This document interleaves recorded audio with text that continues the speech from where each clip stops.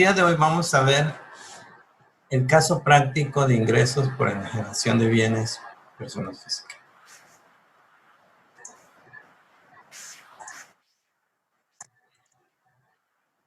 El caso práctico se trata de una persona que vende un bien inmueble, el cual adquirió en una cantidad de 4.320.000 pesos.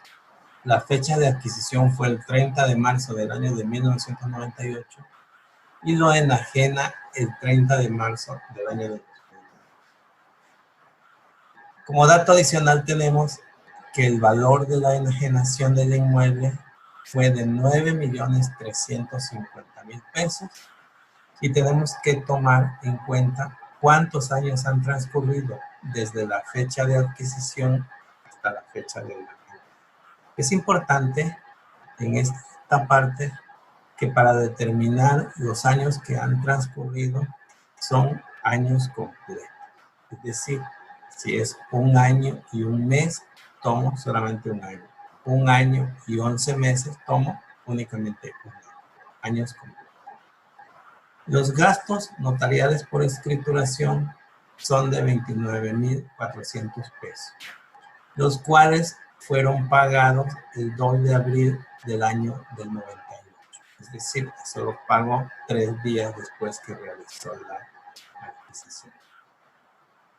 Durante el transcurso, tuvo adiciones y mejoras al bien inmueble por la cantidad de 90.000 pesos. La fecha en que hizo esas adiciones es el 5 de julio del año 2010. Los años que han transcurrido desde que él efectuó esos gastos hasta el 30 de marzo del 2020 son 9 años. De la misma manera que lo hicimos para el bien inmueble, aquí tomamos años completos. Esta persona tiene deducciones personales, gastos médicos, por la cantidad de 12.000 pesos. Vamos a proceder entonces con la solución del problema. Primero que nada, debido a que en la escritura no está separado cuánto es el costo de terreno y cuánto es el costo de construcción, de acuerdo con lo que nos dice la ley del impuesto sobre la renta, vamos a determinar un 20% para el valor del terreno y el otro 80% va a ser para la construcción. Es decir, de esos 4.320.000 pesos, 864.000 pesos son para el valor del terreno y 3.456.000 son para el valor de la construcción. De acuerdo con lo que dice la ley del impuesto sobre la renta, el costo de construcción que vamos a deducir son los 3.456.000, pero no todo. Tenemos que hacerle una disminución de un 3% por cada año que transcurrió desde que lo adquirí hasta que lo enajené. En el caso que son 22 años, que ya determinamos en la sesión pasada, al 3% sería un 66%, es un 66%. 3.456.000 menos un 66%, que es un importe de 2.280.960, entonces tenemos un costo de construcción que es lo que podemos deducir de 1.175.040. Esta es la cantidad que nosotros podemos disminuir a nuestro importe de la enajenación. Ahora bien, esas cantidades, tanto la del terreno como el costo de construcción, lo debemos de actualizar o lo podemos actualizar. La ley nos indica que lo vamos a actualizar desde la fecha de adquisición hasta el mes anterior en el cual nosotros lo estamos enajenando. Entonces, primero procedemos con el costo de construcción, que es de 1.175.040. Nos da un factor de actualización de 3.0535. Entonces, el costo actualizado es de 3.587.984. El costo del terreno, que son los 864,000, lo multiplicamos por el mismo factor de actualización, ya que tienen la misma fecha de adquisición y obviamente la misma fecha de venta. Los 864,000 pesos por el factor nos va a dar un costo actualizado de 2,638,224 pesos. Vamos a proceder a la actualización de las adiciones y mejoras. Las adiciones y mejoras que las realizamos durante el mes de julio del año del 2010 y fueron por un importe de 90,000 pesos, vamos a hacer lo mismo que la construcción. Vamos a disminuirlos a una tasa de un 3% anual. Desde julio del 2010 hasta marzo del año del 2020 han transcurrido 9 años completos. Es el 27%. Disminuyo los 90,000, el 27%, son 24,300 y tengo un costo resultante de 65,700. Esos 65,700 los voy a multiplicar por un factor de actualización que lo obtengo de la misma manera. El mes anterior al de la venta entre el mes en el cual hice la erogación, efectué la erogación. Entonces, mediante los índices de precio, obtengo un factor de 1.4656. Multiplico mi valor resultante, que son los 65,700, por ese factor, y nos da un importe de 96,289 pesos. Hago lo mismo con los gastos notariales. Aquellos gastos que pagué el 2 de abril del 98. Solo que a diferencia de los gastos de construcción, estos no los voy a disminuir, sino tomo el importe tal cual. Los 29,400 los multiplico por un factor que voy a obtener dividiendo el índice de precio del mes anterior al cual estoy efectuando la venta, febrero del 2020, y el mes en el cual yo efectué la erogación. Nos da un factor de 3.0252. Entonces, multiplico los 29,400 y obtengo un importe actualizado de 88,940 pesos. En estos momentos, entonces ya tengo todos los elementos para determinar cuánto va a ser mi importe de deducción. El costo de construcción actualizado, 3,587,000. El costo actualizado del terreno, 2,638,000. El costo actualizado de mis adiciones y mejoras, los 96,289. Gastos notariales, 88,940. Tengo un total de deducciones por 6,411,439 pesos. Ya puedo determinar la ganancia por enajenación.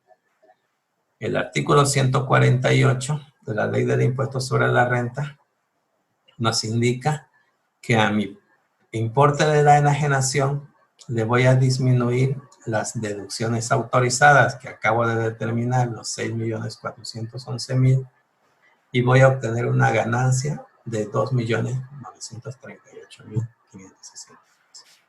Ahora, ese importe de la enajenación, los 9,350,000 pesos, son sin incluir el IVA. Debido a que es un local comercial, causa IVA, no está exento de IVA y por lo tanto voy a pagar un IVA. Pero para efectos de hacer el cálculo para el impuesto sobre la renta, tomo cantidades antes de IVA. Vamos a proceder a calcular el impuesto. Y el impuesto lo obtengo yo de dos maneras. Primero que nada vamos a determinar el pago provisional. El pago provisional lo voy a determinar tomando la ganancia que acabamos nosotros de determinar de 2.938.560, la voy a dividir entre el número de años que hay entre la fecha de adquisición y la fecha de enajenación, que son 20 años. La ley del impuesto sobre la renta nos indica que esos años que voy a tomar no pueden exceder de 20 años. Es decir, tengo un tope de 20 años. Entonces, en lugar de dividir entre 22 años, lo voy a dividir entre 20 años. Si los 2.938.560 entre 20 años, me va a resultar una ganancia acumulable de 146.928 pesos. Ahora, este importe de 146.928 que le determino dividiendo entre los 20 años, le voy a determinar el impuesto para mi pago provisional, para lo cual debo de tomar la tarifa que ya está publicada en el Diario Oficial de la Federación, la cual ya está construida específicamente para pagos provisionales de ingresos por ejecución. Entonces, localizo en esa tarifa los 146.928, aplico la tarifa y obtengo un ingreso acumulable de 15.862. Nuevamente, esos 15.862.45 que acabo de obtener, lo voy a multiplicar por el número de años en el cual lo dividí originalmente, que fueron 20. Entonces, los 15.862 lo multiplico por los 20 años y nos da un importe de 317.248 pesos. Estos 317.248 pesos que yo acabo de determinar, eso va a ser mi pago provisional. Nada más para efectos de su pago lo voy a dividir en dos partes. Una parte lo voy a pagar yo al Estado y otra parte a la Federación. Entonces, dependiendo en el estado en el cual se ubique la persona que está llevando a cabo la enajenación, vamos a ver cómo va a ser. Para el caso que nos ocupa en el estado de Veracruz, la tasa que existe es del 5%. Vamos a determinar el 5% sobre la ganancia. Y para lo cual entonces la cantidad de 2.938.000 lo multiplico por el 5% y nos da un impuesto a pagar al Estado de 146.928. La diferencia que exista entre los 317 y los 146 se lo voy a pagar a la Federación y son 170.320. Pero en todo caso, el importe que yo estoy pagando son 317.000 pesos. Es importante mencionar que si el 5% es menor al impuesto que yo estoy determinando, únicamente voy a pagar esa cantidad al Estado. ¿Sí? A la Federación ya no voy a pagar nada. Si es el 5% o menor, solamente pago al Estado. Por ejemplo, que mi impuesto resultante hubiesen sido 140.000 pesos, entonces solamente pago los 140.000 y ya no pago nada a la Federación. Bien, en estos momentos ya nosotros tenemos nuestro pago provisional, que prácticamente, ahorita lo vamos a ver cuando calculemos nuestra declaración anual, pero prácticamente mi pago provisional se asemeja mucho a mi impuesto anual. En mi impuesto anual efectivamente voy a acumular otra vez todas las cantidades que en mi ganancia, pero solamente voy a pagar ya alguna diferencia o en algunos casos puedo tener saldo a favor. Bien, para el impuesto anual procedemos de la siguiente manera. La ganancia que acabo yo de obtener, los 2.938.000, lo voy a dividir entre los años transcurridos desde la fecha de adquisición y enajenación. Otra vez, bajo el mismo procedimiento, el tope deben de ser cuando mucho 20 años. Es el caso que nos ocupa, que son 22 años, solamente lo divido entre 20 años. Esta parte que yo determino la vamos a llamar ganancia acumulable. Nos da un importe de 146,928 pesos. La diferencia, 2,791,000 pesos, la voy a llamar ganancia no acumulable. Ahora sí procedo a calcular mi impuesto anual. El importe de 146,928 que acabo de determinar, que es mi ganancia acumulable, lo voy a acumular a mis demás ingresos que yo tenga. En este caso, ya en su declaración anual, la persona puede tener sueldo, puede tener honorarios, arrendamiento. En esos casos, acumularía yo todos los ingresos que tenga. Voy a restar deducciones personales. Recordemos que esta persona tuvo un importe de deducciones personales de 12,000 pesos y voy a determinar mi base de impuesto. En este caso, 134,928. Una vez determinado mi base de impuesto, voy a aplicar la tarifa anual. La tarifa anual ya es la que nosotros tenemos en el artículo 152, que es la tarifa a la cual aplicaría yo a todos mis ingresos acumulables. Y en este caso, hago la aplicación de la tarifa y me determino un impuesto de 13,615,43. Ese ya sería mi impuesto sobre los ingresos acumulables. Pero falta determinar mi impuesto sobre la ganancia no acumulable. Sobre esta diferencia que yo tengo de 2,791,000 pesos. Para lo cual procedo de la siguiente manera. Primero que nada, voy a determinar la tasa. Pero sucede que para determinar la tasa, la debo de determinar sobre mis impuestos de los ingresos acumulados. Solo que para estos efectos, la ley no permite que este impuesto lo determine tomando en cuenta o restando mis deducciones personales. Es decir, en el caso que nos ocupa, no la aplicaría sobre los 134 porque sería lo que ya tengo aquí, sino lo voy a determinar sobre los 146. Entonces, únicamente para determinar la tasa, yo determino un nuevo impuesto, pero sin considerar deducciones personales. Este impuesto lo voy a determinar aplicando la tarifa del artículo 152. Y entonces determino mi tarifa, mediante la tarifa anual determino un impuesto de 15,862.